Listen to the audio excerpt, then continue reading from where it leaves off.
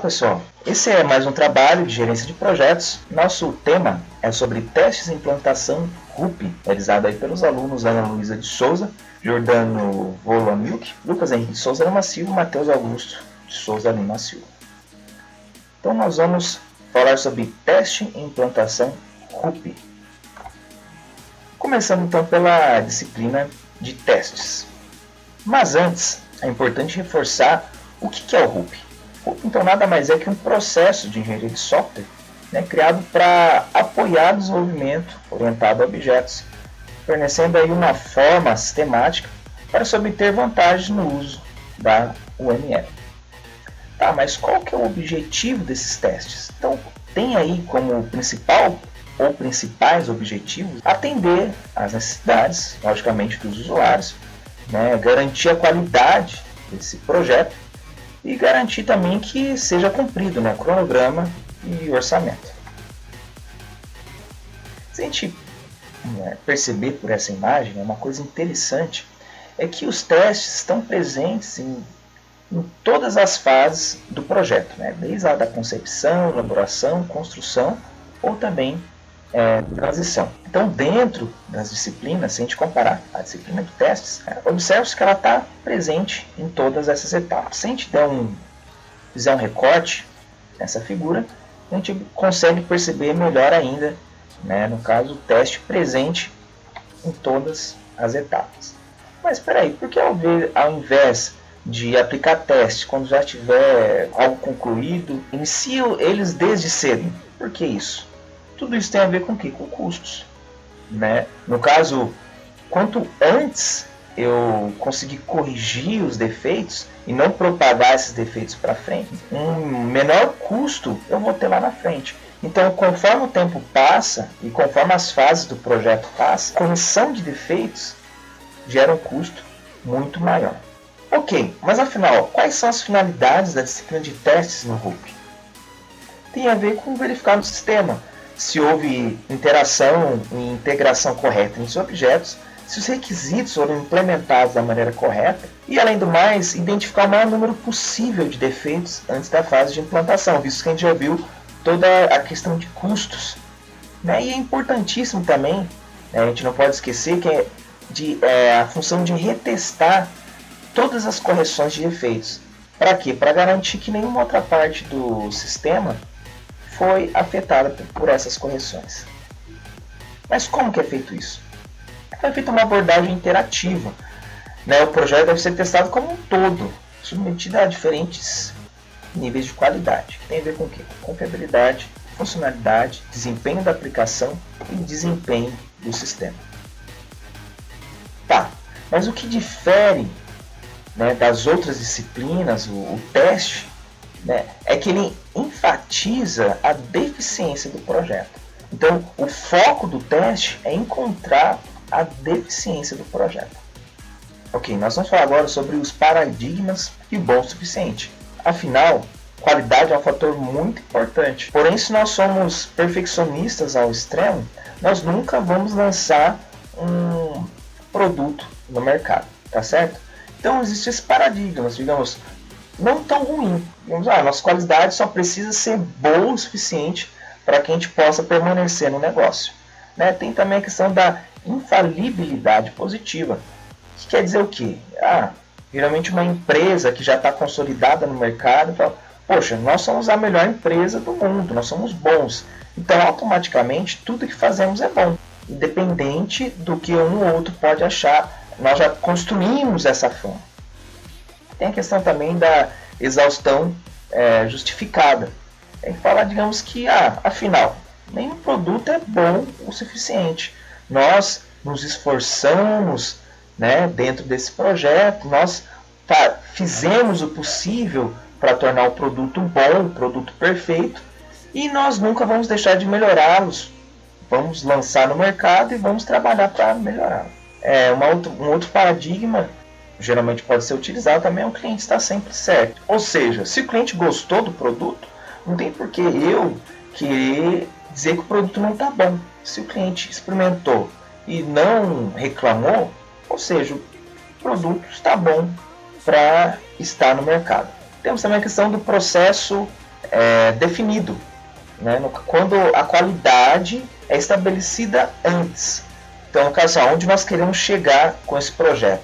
Então, se ele atendeu essa especificação, ele está pronto para estar no mercado. Tem a questão também da defesa, né? Falando, poxa, nós defender a excelência, durante todo o projeto evitar problemas e tentar localizar e corrigir, né, ao máximo, né, e trabalhar com afinco e, digamos, que isso para a equipe torna o produto bom o suficiente. E para fechar, tem a questão da compensação dinâmica. Digamos assim, o produto é bom o suficiente quando ele não tem problemas muito críticos, ou seja, quando as vantagens elas são suficientes para compensar esses problemas. Agora, então, equilibra essa balança, né, essa compensação dinâmica. Se o que é prejudicial se sobrepõe ao que é benéfico, aí peraí, a gente não está pronto ainda para lançar no mercado. E uma outra questão a alta qualidade é necessariamente mais cara? Nem sempre. No caso, nós vamos ver um exemplo. Nós temos ali uma BMW e temos um Uno, certo? BMW é um carro bonito, né? E com certeza custa muito mais caro que um Uno. No caso, o Uno pode não ser tão agradável de dirigir, mas é mais conveniente em termos financeiros. Então, se a gente deixar os custos de lado, o argumento quanto mais melhor também ignora a redução dos retornos. Então, a gente percebe que quanto melhor o produto, né, mais difícil justificar as futuras melhorias. Então, isso a gente precisa tomar cuidado, porque em um negócio é necessário fazer opções todos os dias sobre a melhor utilização dos recursos. E há outros fatores além da qualidade a ser considerado.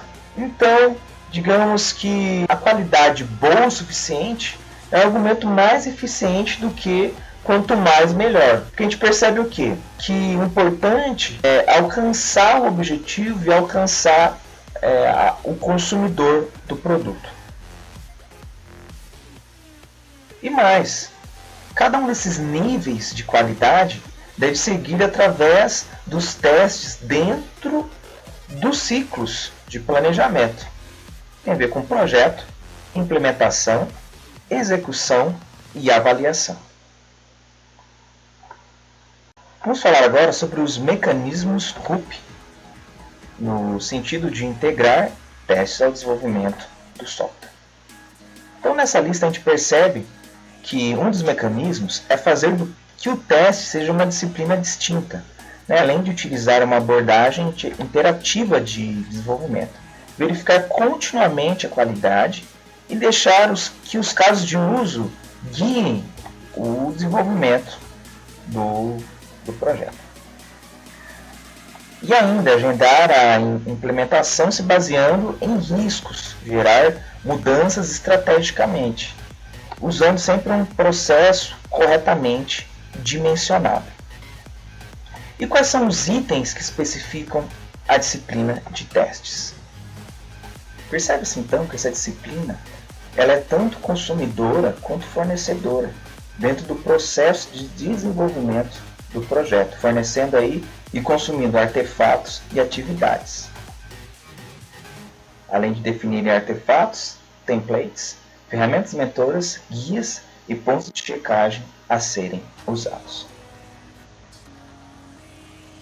Bom pessoal, agora eu vou estar conversando um pouquinho com vocês sobre os conceitos dos estágios de teste. Geralmente aí nessa fase de teste são aplicados diferentes estágios de teste com objetivos diferentes e níveis de esforço de trabalho diferentes também. E daí isso vai estar se distinguindo pelos papéis que vão estar habilitados para estar projetando e conduzindo esses testes. Porque cada um deles vão precisar de uma técnica apropriada e isso também depende de cada nível de teste. E tudo isso vai servir para estar garantindo ali o equilíbrio e para que o foco seja mantido mesmo com diferentes esforços de trabalho. Então, começando, o primeiro teste que eu gostaria de conversar com vocês é o teste do desenvolvedor. Esse daí é um teste que ele vai estar denotando os aspectos aí de design e implementação de testes mais apropriados para a equipe de desenvolvedores que projetou e implementar o software, né? Daí ele vai estar fazendo um contraste com o próximo ponto que eu vou estar colocando, que é o teste independente, porque na maioria dos casos, então, quem vai estar fazendo a execução desse teste,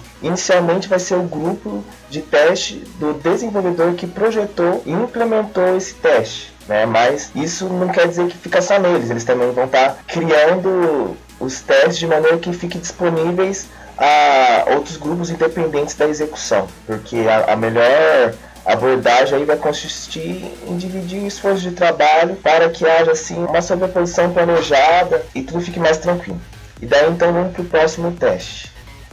O próximo teste que eu gostaria de conversar com vocês é o teste independente e dos envolvidos. Esse também é um teste que ele vai estar denotando o design e a implementação, que ele é mais apropriado para alguém independente da equipe dos desenvolvedores. Então o que vai acontecer? Então, diferentemente do anterior, essa distinção ela vai estar podendo ser considerada como um superconjunto que vai estar incluindo a verificação independente e validação. Na maioria dos casos, isso daí vai estar acontecendo primeiramente com um grupo de teste que é independente do que projetou e implementou o teste. Mas isso, assim como o anterior, os testadores independentes eles vão estar criando uma maneira de que fique disponível para o grupo de teste dos desenvolvedores também fazerem a execução. O próximo teste que eu gostaria de falar com vocês é o teste unitário. O teste unitário ele vai ser aí uma distinção tradicional, que geralmente ele é implementado logo no início da iteração, né? Ele vai se concentrar na verificação dos menores elementos testáveis do software. Então, normalmente, ele é aplicado a componente do modelo de implementação para estar verificando os fluxos de controle e também os dados, ver se os dados estão cobertos e se funciona como esperado. Então, nesse daí, as expectativas vão estar se baseando em como o componente vai estar participando da execução de cada caso de uso que vai estar lá nos diagramas de sequência para esse caso de uso. Então, o implementador ele vai executar o teste unitário durante o desenvolvimento da unidade, né? E os detalhes do teste unitário vão estar sendo descritos aí mais à frente na disciplina de implementação. Beleza? O próximo teste que eu gostaria de comentar com vocês é o teste de integração. Como o próprio nome dele diz, ele é executado para estar garantindo que os componentes do modelo de implementação funcionam corretamente quando a gente combina, né, todos os modelos para a execução de um caso de uso. Então, aí, o objetivo desse teste ele vai ser um pacote ou um conjunto de pacotes de modelos de implementação. Então, no geral, os pacotes que estão sendo combinados, eles vão ser provenientes de diferentes organizações de desenvolvimento, né? Então, daí ele vai estar tendo como principal objetivo detectar as imperfeições ou erros que podem estar nas especificações da interface do pacote. Além desse também, nós temos o teste do sistema, que também é uma decisão tradicional e normalmente ele é realizado somente quando o software já está funcionando totalmente. Então é feito um ciclo de vida iterativo que permite que o teste do sistema ocorra mais cedo, assim que os subconjuntos bem formados do comportamento do caso de uso são implementados. Então geralmente o objetivo é o funcionamento dos elementos do sistema de ponta a ponta. E para o último teste, nós vamos para o teste de aceitação. Esse teste de aceitação ele também é conhecido como teste do usuário. Normalmente é a ação de teste final anterior à implantação do software. Então o objetivo principal desse teste de aceitação é ver se o software está pronto e se ele pode ser utilizado pelos usuários finais para executar as funções, as atividades e as tarefas para a qual ele foi criado. Então é isso aí sobre os estágios de teste.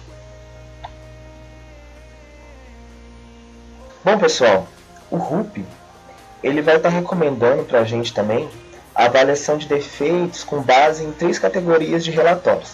Aqui eu vou estar apresentando para vocês os relatórios de distribuição de defeitos, que também são conhecidos como relatórios de densidade de defeitos. Esses daí são aqueles que permitem que as contagens de defeitos sejam mostradas como uma função de um ou mais parâmetros de defeito. Vou estar explicando um pouco mais para frente.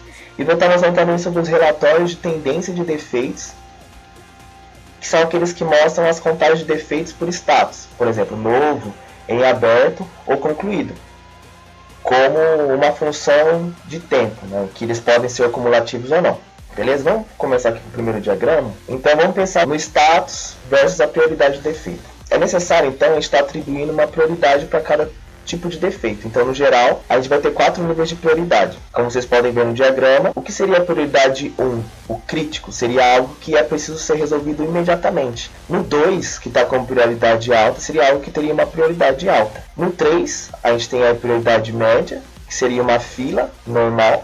E como 4, nós temos aí a prioridade baixa. Então, os critérios de um teste bem sucedido podem ser expressos em termos da forma como deverá ser feita essa distribuição de defeitos nesses níveis de prioridades. Por exemplo, para um teste bem sucedido, os critérios podem estabelecer, digamos, a inexistência de defeitos de prioridade 1, que seria o crítico, e menos de 5 defeitos na prioridade 2 em aberto. E daí geraria um diagrama. Considerando isso, a gente ficaria claro por esse diagrama que os critérios não foram satisfeitos. Que a gente pode observar que esse diagrama precisaria incluir aí um filtro para mostrar apenas os defeitos em abertos, que seriam aqueles conforme exigidos pelos critérios que eu coloquei aqui para vocês agora. Ok? Então aí você vê aí a distribuição das prioridades e os números de defeitos. O relatório seguinte que eu queria mostrar para vocês é o relatório de tendência de defeitos, né? Esses daí, eles vão estar identificando as taxas de defeitos, e eles vão estar fornecendo para a gente uma visão nítida em que estado que está o teste, como que está sendo esse teste. Então as tendências de defeitos, elas seguem um padrão bastante previsíveis em um ciclo de teste. Então sempre no início, as taxas de defeitos aumentam rapidamente, e depois a tendência de atingir, depois que atinge o pico, a tendência é cair no ritmo mais lento com o tempo, como vocês podem ver aí nesse gráfico. Então, para localizar os problemas, é possível revisar o cronograma do projeto considerando assim essa tendência. Por exemplo, se as taxas de defeitos ainda estão aumentando na terceira semana de um ciclo de teste de 4 semanas, o projeto está claramente atrasado. Essa simples análise de tendência pressupõe, então, que os defeitos estejam sendo corrigidos imediatamente e as correções estejam sendo testadas nos builds subsequentes, de modo que a taxa de conclusão de defeitos siga o mesmo perfil da taxa de detecção de defeitos. Então, quando isso não acontece, há um problema no processo de resolução de defeitos.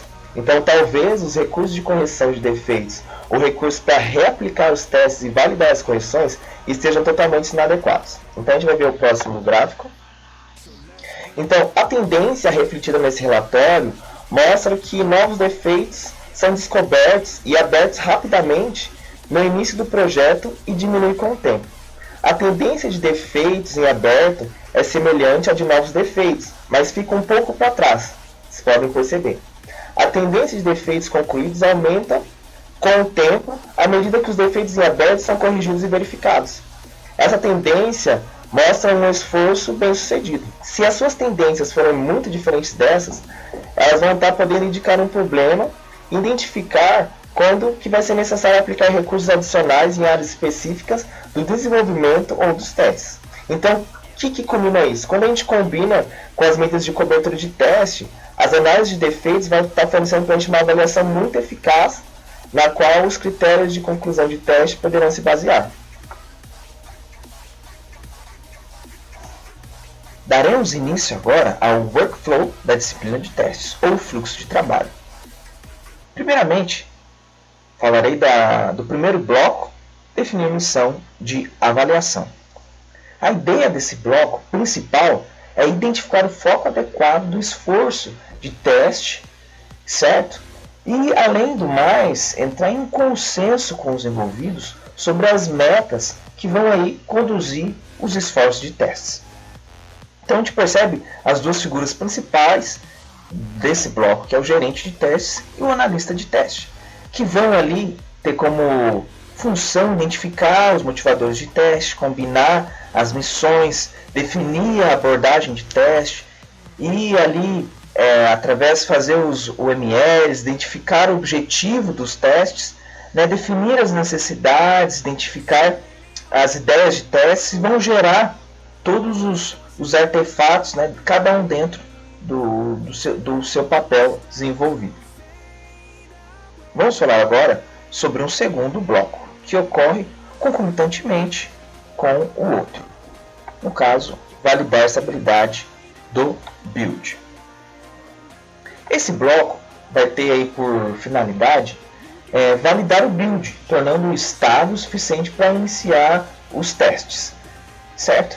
E além disso, esse trabalho ajuda a economizar recursos de teste em esforço inútil.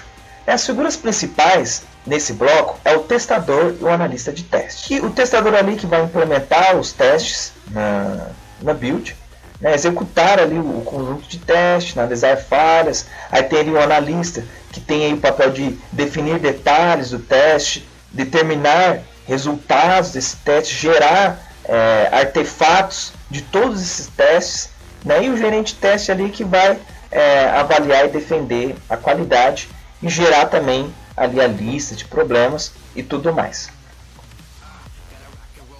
Outro bloco concomitante é verificar a abordagem do teste.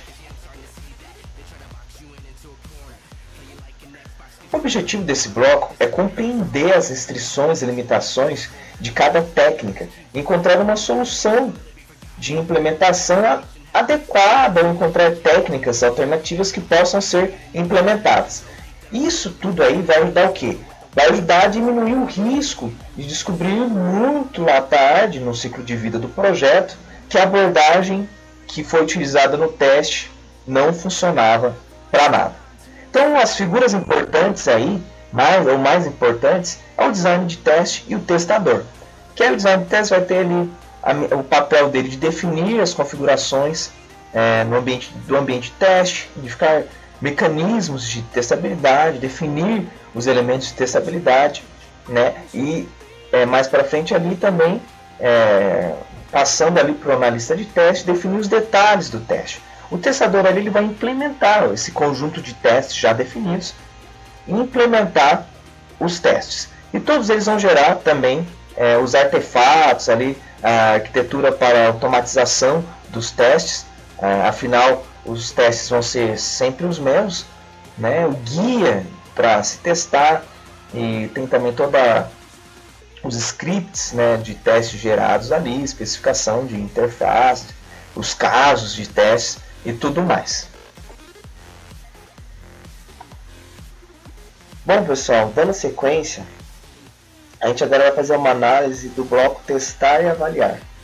Esse bloco, para cada ciclo de teste, o foco principal do trabalho dele vai ser fornecer uma avaliação contínua dos itens de teste-alvo, registrar as informações necessárias para poder diagnosticar e resolver os problemas identificados, atingir a amplitude e o detalhamento apropriados no trabalho de teste de avaliação, além de fornecer feedback nas áreas de risco potencial de qualidade. Vamos dar uma olhada dentro do bloco? Tá.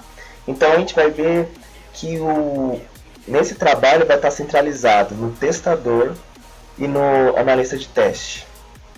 O testador ali ele vai precisar ter várias habilidades, tanto ele quanto o analista de teste vão ter que incluir as habilidades de investigação, de análise, eles vão ter que ter tenacidade, meticulosidade, bom conhecimento técnico e boas habilidades de comunicação verbal e escrita, porque eles vão ter que gerar documentos de incidentes, solicitações de mudanças, entre vários outros documentos e artefatos que serão gerados ali.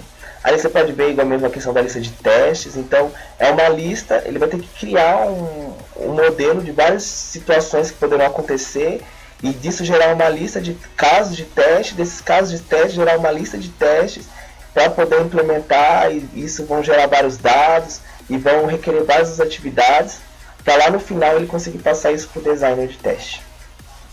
Assim também é o analista de teste. Ele vai ter que identificar a ideia de teste também, ele vai ter que definir detalhes do teste, verificar as mudanças no build, entre várias outras atividades que vão cooperar nessa etapa, até chegar no gerente de teste. Ok? Então, dando sequência, agora a gente vai estar comentando um pouco sobre o bloco de realizar missão aceitável. Esse bloco, para cada ciclo teste, o foco principal do trabalho dele vai ser priorizar ativamente o conjunto mínimo de testes necessários que deve ser aplicado para atingir a missão de avaliação. Então ele vai estar defendendo a resolução de problemas importantes que têm um grande impacto negativo na missão de avaliação. Então ele precisa defender uma qualidade adequada, identificar regressões de qualidades introduzidas entre ciclos de teste. Então, onde for pertinente, ele vai ter que rever a missão de avaliação, considerando a avaliação a fim de fornecer informações importantes para a equipe de projeto. Beleza? Então, nessa etapa, o trabalho vai estar primordialmente centralizado ali nos papéis do gerente de teste e do analista de teste, né? Embora o sucesso se deva muito ao trabalho do testador, esses caras vai ter um papel muito importante e vai exigir deles ali coisas em questão de análise de problema, de resultado, comunicação, negociação, assim como também a capacidade deles conseguirem identificar e focalizar os itens mais importantes, ou seja, evitar ser desviados por detalhes não importantes. Então aí você vai ver que ele vai ter que trabalhar com a parte de avaliação, de aprimoramento, também todas as atividades vão gerar alguns artefatos e tudo isso vai estar colaborando para os resultados que são necessários nessa etapa, tanto do gerente de teste quanto do analista de teste. Aqui você pode ver uma especificação melhor, né, das atividades do gerente de teste, né? Então, avaliar, defender a qualidade, listar os problemas encontrados, rever a questão de solicitações de mudanças e tudo mais, né? O analista de teste também ali vai ter que determinar ali os resultados de teste, identificar as ideias do teste, então puxar daquela lista de ideias que a gente já havia comentado. Tem a questão de implementar o teste e tudo mais, os outros conjuntos de teste. Ok? Então vamos agora para o nosso último bloco, que é o bloco aprimorar vantagens do teste. Esse bloco de aprimorar as vantagens do teste, ele tem aí como a finalidade, né, de manter e melhorar as vantagens do teste, né? Então, para cada ciclo de teste, o foco principal vai ser ali de adicionar o conjunto mínimo de testes adicionais para validar a estabilidade dos builds seguintes. Então, vai montar scripts de testes em outros conjuntos de testes apropriados, vai estar removendo as vantagens de teste que não tenham mais finalidade ou que a manutenção possa ser dispensada, né? Manter configurações de ambiente de teste, conjunto de dados de teste, além também de explorar as oportunidades para reutilização e melhoria na produtividade. Também realizar a manutenção geral das vantagens de automatização de testes e fazer melhorias nelas. Documentar as lições aprendidas, tanto práticas boas quanto ruins, né, descobertas durante o ciclo de teste. Os papéis importantes envolvidos aí vai girar basicamente em torno do designer de teste e do testador. E as habilidades que eu vou precisar ter para esse trabalho tem muito na questão do foco na cobertura das vantagens do teste, né? Então vou ter que ter a percepção para a reutilização de potencial, a consistência nas vantagens de teste e a apreciação dos problemas de arquitetura. Esse é o principal papel. Então ali ele tem vários papéis, como vocês podem ver ali, né? Começando com design de teste, como desenvolver os guias de teste, tudo isso vai gerando material, estruturar a implementação de testes, e tudo isso, algumas coisas geram materiais, outras coisas eles têm que puxar de coisas que foram vistas no passo anterior, né? Então toda essa questão do sumário de avaliações testes, né? Tem toda a questão do plano de teste, e tudo isso vai gerando material que vai colaborando para os resultados, né? E também como testador, né? Que ele vai basicamente pegar ali, implementar os conjuntos de teste, né? E vai implementar testes também, ok? E assim a gente termina aqui o nosso workflow da disciplina de testes. Agora eu e a Ana vamos falar um pouco sobre a disciplina de implantação no RUP. Eu estava pesquisando um pouco sobre o RUP em alguns fóruns, como esse,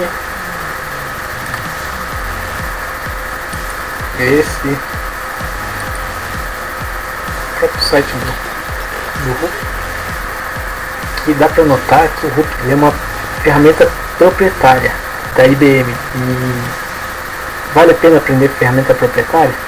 Eu não sei se vale a pena, mas a gente aprende como engenheiros, a gente aprende MATLAB, SolidWorks. O Rup é mais uma. Mas assim, por esses foros dá pra ver que ele não tem uma clientela muito grande. Então, como produto da IBM, realmente não vale a pena aprender sobre o Rup. Então a gente vai focar mais no processo que o Rup usa para gerenciar a implantação de software. O Rup ele é uma ferramenta para desenvolvimento de software, gerência de projetos de software. Ele é todo iterativo. Aqui a gente está vendo o ciclo de vida do Rup. Dá a impressão que a implantação é um processo não iterativo, mas ele é iterativo também. Nossos colegas falaram anteriormente sobre teste, a gente vai falar sobre a implantação. Mas o que é implantação? O dicionário fala que implantação é inserir, fixar, estabelecer, introduzir, implantar a civilização nas regiões incultas. A gente está falando de software. Implantação é um ciclo, é uma fase do ciclo de vida do software. É quando o software passa para ser usado pelo cliente. Aqui a Wikipédia fala das atividades de implantação: liberação, instalação, ativação, desativação, adaptação.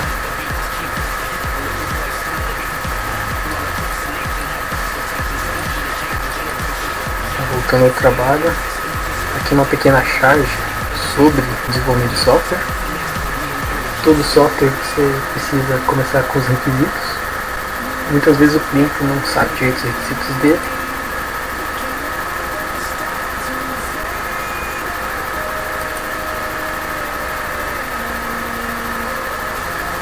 Mas o software pode fazer qualquer coisa, mas não os seus requisitos.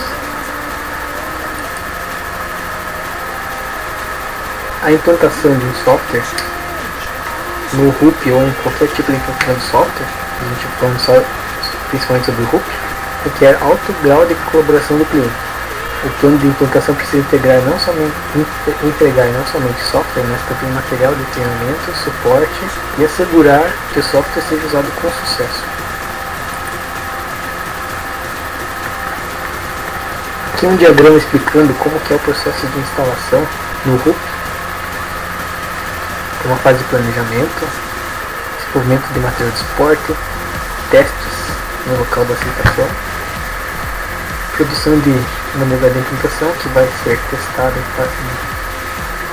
versão beta e depois um release final para o cliente, que pode ser seleção personalizada, um produto compacto, empacotado ou um acesso a um site de download. Sobre o planejamento da implantação, a gente tem a figura do gerente de implantação, que desenvolve o plano de implantação e define lista de materiais. Para fazer isso, ele tinha um plano de iteração, um plano de desenvolvimento de software e um plano de execução de produto. Ele gerou o plano de implantação e lista de materiais.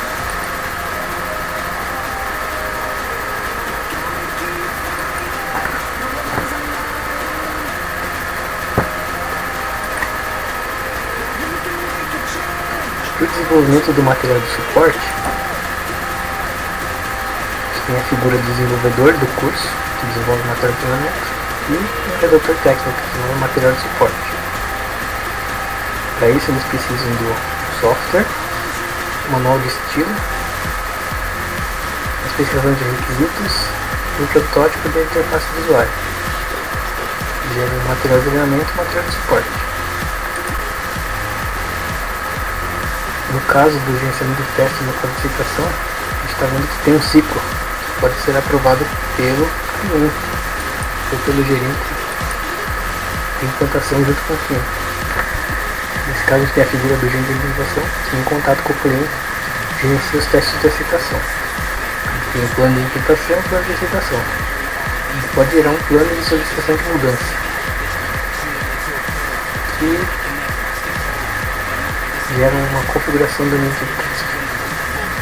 Os resultados do teste são usados para gerar a solicitação de mudança ou não.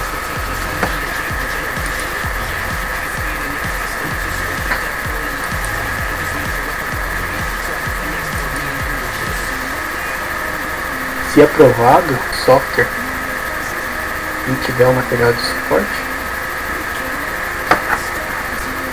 podemos gerar a unidade de implantação. Nesse caso temos o gerente de implantação que escreve na test release, o implementador que desenvolve artefatos de instalação. Para isso eles precisam de um plano de implantação do software. Eles geram notas de release e artefatos de instalação. Tem a figura do gerente de configuração que recebe mais materiais de suporte também na fase de implantação. E ele cria uma unidade de implantação.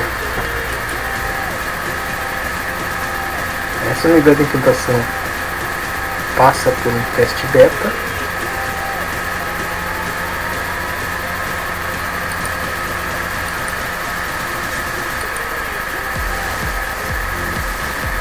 O gerente de implantação que gerencia essa etapa,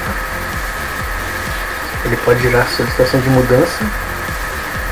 Para isso ele precisa do plano de implantação e da unidade de implantação.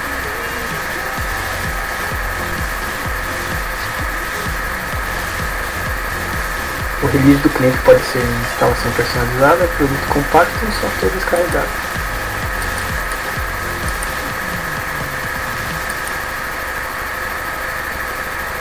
O gerente de implantação, com resultado de testes, pode solicitar mudanças, configuração do ambiente de teste. O cliente está sempre em contato com o gerente de implantação.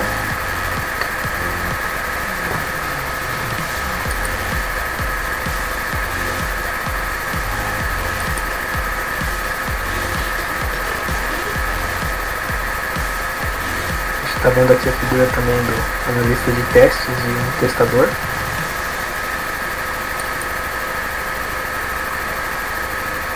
Para gerar um produto empacotado, compacto,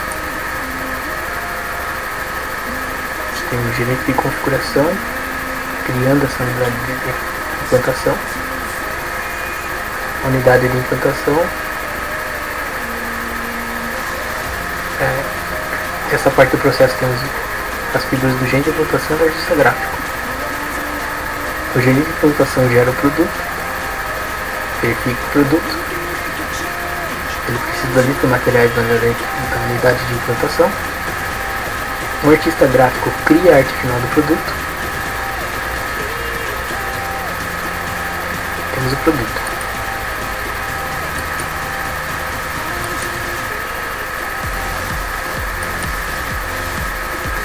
Se for um software para download, temos também a figura de gerente de implantação, a unidade de implantação, plano de implantação.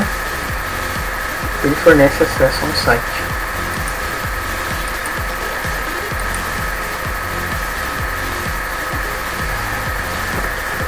Antes da gente falar sobre a visão geral dos artefatos gerados, das figuras usadas, tem aqui um exemplo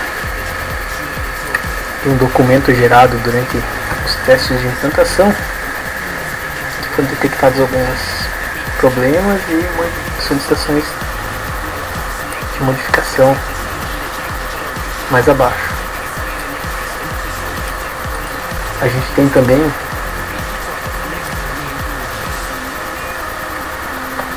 um teste de um produto por um cliente, no qual ele precisou fazer uma modificação que não estava prevista nos requisitos iniciais.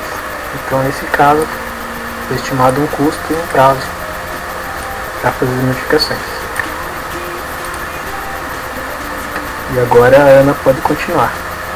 Nessa parte do trabalho, serão apresentados os papéis e artefatos de cada um dos integrantes da equipe da disciplina de implantação. Aqui está um quadro da visão geral dos artefatos. Inicialmente, falaremos do papel e das habilidades requeridas para ser o gerente de implantação. Como já diz o nome, o gerente de implantação deve ter experiência na implantação de sistemas. Ele deve ser uma pessoa comunicativa e ter facilidade em coordenar a equipe. Por quê? Porque ele precisa se manter atualizado sobre o status de desenvolvimento do produto e comunicar as necessidades das atividades de implantação para os demais integrantes da organização. Também deve ser uma pessoa com capacidade de planejamento para assegurar que a implantação seja feita dentro do prazo estabelecido e com os recursos disponíveis. Também deve ser uma pessoa com orientação por metas e proatividade, a fim de planejar e orientar a conclusão do produto pelas várias equipes. O gerente de implantação precisa se concentrar em obter um produto de qualidade. Para que isso possa ocorrer de forma eficaz, ele deve trabalhar em conjunto com os gerentes de projeto. E geralmente esses papéis podem ser desempenhados por uma única pessoa. Ele também deve planejar a transição do produto para comunidades de usuários e registrar esse processo em vários documentos associados. Sendo assim, o gerente de implantação necessariamente precisa ser uma pessoa muito dinâmica, pois ele deve cuidar da equipe de modo geral, deve ser uma pessoa comunicativa, prestar atenção em todos os detalhes da equipe e o que está acontecendo à sua volta e ainda registrar todas as etapas do que está sendo feito por escrito. Fazem parte dos artefatos do gerente de implantação o plano de implantação, a lista de materiais e as notas de release. Como plano de implantação, entende-se a descrição do conjunto de atividades, tarefas necessárias para instalar e testar o produto desenvolvido, de modo que ele possa efetivamente ser transferido para a comunidade de usuários.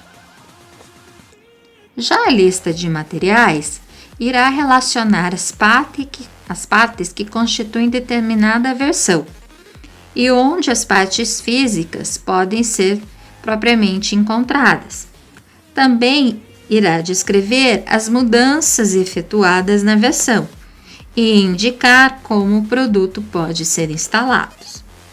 Já as notas de release identificam mudanças e erros conhecidos em uma versão ou em uma unidade de implantação que tenha sido disponibilizada para uso. O implementador tem como papel a responsabilidade de desenvolver e testar os componentes de acordo com os padrões que foram adotados no projeto, com o intuito de integrar com os subsistemas maiores.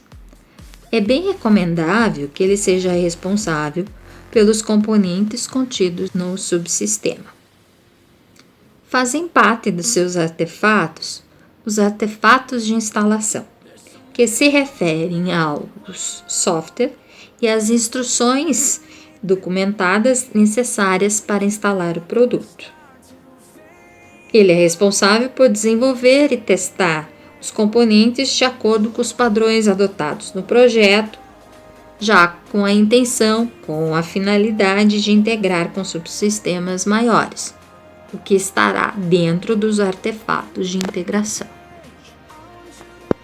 Já o gerente de configuração, responsável por toda a configuração da parte de implantação, é responsável pela unidade de implantação do sistema. O desenvolvedor do curso tem como papel desenvolver material de treinamento para ensinar os usuários a utilizar o produto da melhor maneira possível. Faz parte dos seus artefatos os materiais de treinamento, ou seja, o material que será utilizado para os programas, o curso de treinamentos para ajudar os usuários finais a utilizarem, operarem ou então na manutenção realmente do produto. O artista gráfico tem como papel as especificações de impressão e arte final que serão utilizados na marca do produto. Seu artefato chama-se a arte final do produto, que nada mais é do que a propaganda propriamente dita do produto, as especificações de impressão, a arte final, aquilo que vai chamar a atenção dos usuários na compra do produto. Tem ainda o redator técnico. Ele é responsável por elaborar um material de suporte para o usuário final, como manuais de usuário, texto de ajuda e notas de release. Ele deve necessariamente ter experiência ou então treinamento na escrita técnica.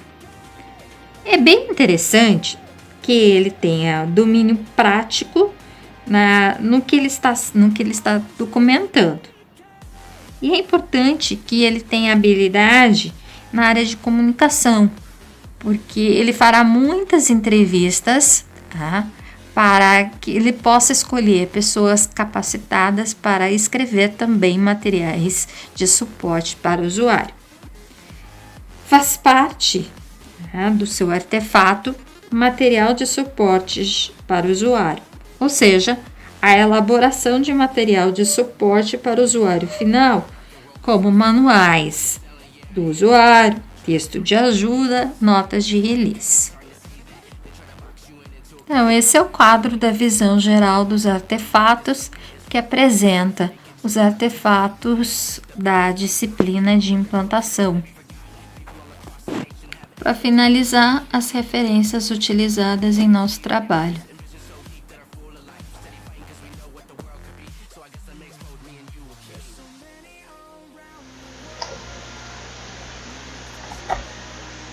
E isso é tudo, pessoal.